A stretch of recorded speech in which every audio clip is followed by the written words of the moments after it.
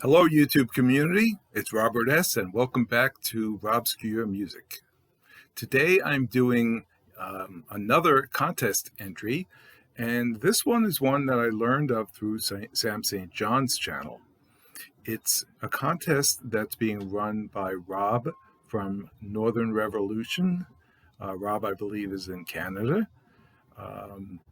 Honestly, I'm not really familiar with his channel, but I have subscribed and I'll obviously be checking it out. And what he wants us to do is obviously subscribe to his channel. He wants us to pick 3 albums that really are albums that mean something to us, that we have a personal connection and a story behind them. And then he wants us to also have a shout out to a channel that is smaller, preferably smaller than ours. My channel only has 97 subscribers, so there's not a lot that are smaller than mine.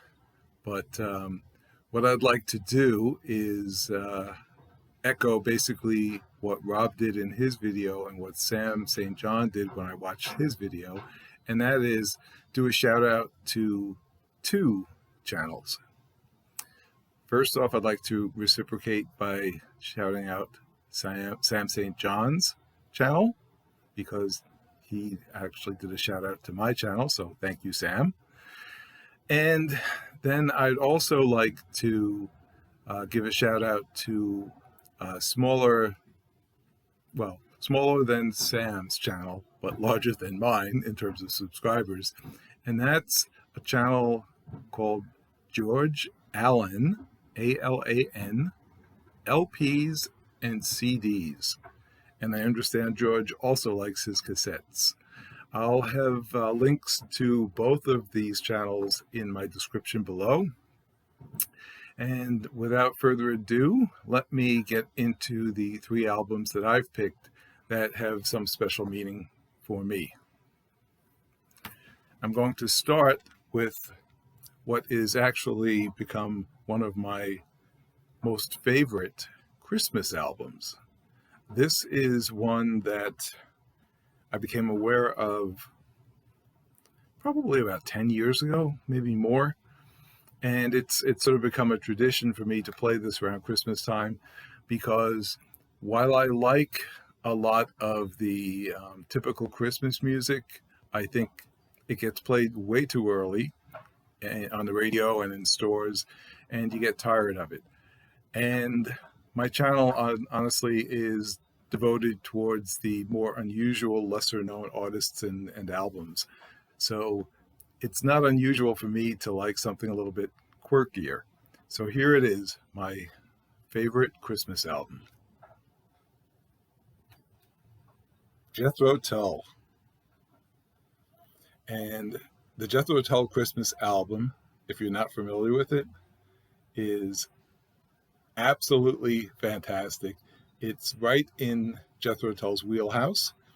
If you're familiar with Tull, he's done a lot of religious themed songs, and I think a lot of those songs, and I'll show you the track listing here, a lot of those songs fit nicely into what he put out as a Christmas album.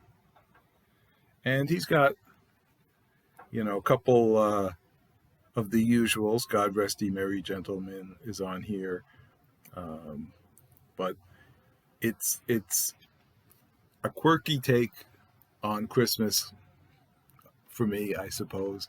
But again, it's an album that I love to play every holiday season. So Merry Christmas in May. The next album I'm going to talk about is, or I should say artist, is actually has more of a deeper connection to me, and it's quite frankly a sadder story. And that is an album by Thomas Chapin Trio. It's called Haywire, and Um, Thomas Chapin, by the way, is no relation to Harry Chapin. This is not Thomas Chapin, the brother of Harry. That Thomas Chapin that did, I think, more kids songs. This Thomas Chapin is a jazz musician, and he was more into some experimental jazz. And the story behind this is that I briefly knew Thomas Chapin. I didn't ever know him well. In fact, unwell is how we met. In, I believe it was room 804 on the 8th floor of a hospital. And it was February 1997, and I went to the hospital to get, well, let me back up. I was at work and not feeling well, and I ended up going to the hospital where they tested me and determined that I had leukemia. And I was admitted to the hospital, and, at the time I was 39 years old. I was married for several years. I had three young kids, and, it was obviously a blow. And while I was sitting in the hospital room, maybe 2-3 hours later, probably closer to 2, in walks my soon-to-be roommate, if you will. Thin, long-haired jazz musician who had just come back from Morocco, where he went on a musical sort of expedition and was intrigued by their instruments and so on. And he took in everything he could. He was a multi-instrumentalist, although he focused primarily on saxophone. He played alto, baritone, tenor. He played the flute. You name it, he did it pretty much. So anyway, he comes in, and the two of us are in this room in the hospital. And on the surface, we couldn't have been any more different. I was sort of this Wall Street, somewhat overweight married man, and he was this single, fun-loving musician. But we got to know each other, and we hit it off, and we found out we had a lot in common. As a matter of fact, he was also 39. It was, like I said, February, last week of February. His birthday was in early March, and mine was in July. So we were only a couple months apart, and we hit it off. And we became close friends while we were in the hospital. And to celebrate his birthday, since I couldn't go anywhere, obviously, to get him anything, I had asked the nurses to bring in a box of latex gloves and a couple permanent markers. And I blew up the gloves, and I wrote happy birthday on them. I made chickens out of them. I did faces, whatever I could think of, and I taped them to the wall. I taped them to his headboard on the bed. And all of this was while he was out having some tests run at the hospital. So I took that opportunity to decorate the room for his birthday. And so we had our celebration for his birthday. And about a week later, we had St. Patrick's Day, and he and I decided we were going to organize a St. Patrick's parade around the floor of the hospital. So we got a couple other people on the 8th floor to do it, and some of the nurses were able to do it as well. We put on whatever green we were able to get a hold of. Because of the illness we had, we could not use toothbrushes, so we had to use these little sponges on a stick to brush our teeth. And The sponges were green, so we stuck those in hats that we had on, and we looked like little Martians or something. And we had our IV poles with the IVs hooked up in our arms and whatnot. And we marched around the floor. We had ourselves a little celebration. So we had a lot of fun, despite the fact that we were both being treated for cancer. And so, eventually we left the hospital and were treated on an outpatient basis. And from time to time, I would see him because we were pretty much on similar schedules.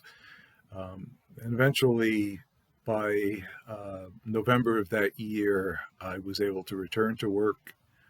And Thomas actually, as I understand, went out of state for an alternative treatment. He did not continue with the initial protocol. And unfortunately, in February of the following year, 98, he sadly passed away just before his 41st birthday. So this is an album that was out at the time, just before he was diagnosed with leukemia.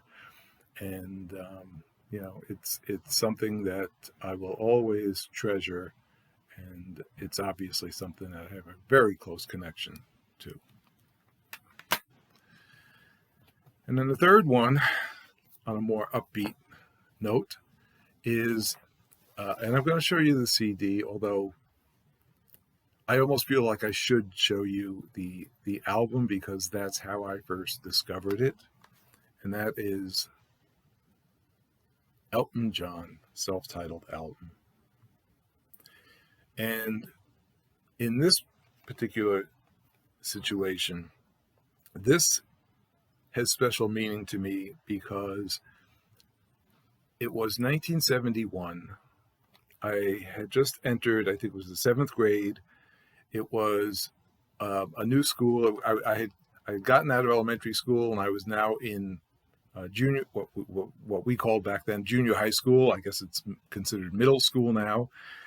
But I was in 7th grade, and I had an English teacher called Hank Ketchum, and he was an amazing, amazing teacher.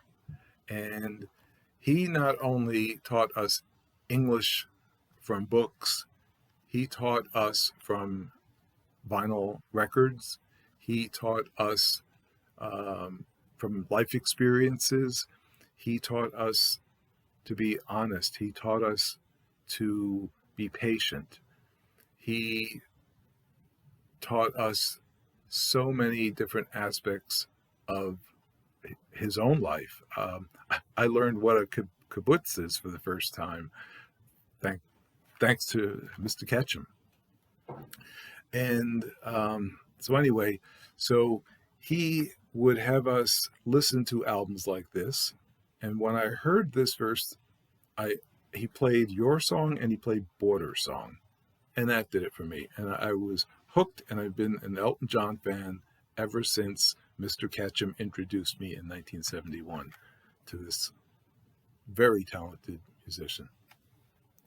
And in the class, we also covered songs like American Pie, and we went through the lyrics and what does it mean, and what, if you didn't understand a word, we had to look it up. And it was just a wonderful class, wonderful experience, and that's it. So those are my 3 albums. Hope you've enjoyed this video despite the little bit of lull. But again, it was 97. It's now 2022. I've thankfully beat cancer, so that's well behind me. And I want to thank you for listening. Again, I want to thank Rob of Northern Revolution for doing this contest. I want to thank Sam St. John for sort of indirectly introducing me to Rob's channel. And I again want to give a shout out to Sam St. John and to George Allen, LPs and CDs. So that's it, folks. Stay well. And remember, if the music strikes a chord, let it play.